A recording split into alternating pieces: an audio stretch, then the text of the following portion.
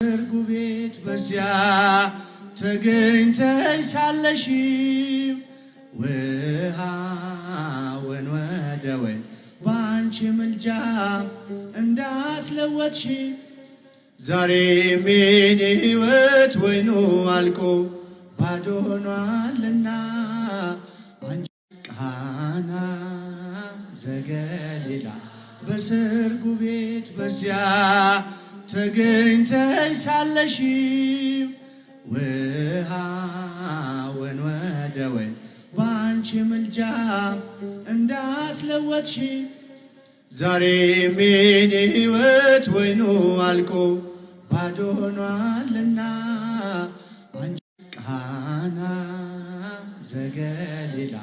በሰርጉ ቤት በዚያ ተገኝተሽ ሳለሽ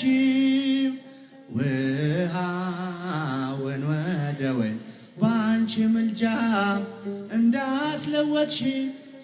ዛሬም የኔ ሕይወት ወይኑ አልቆ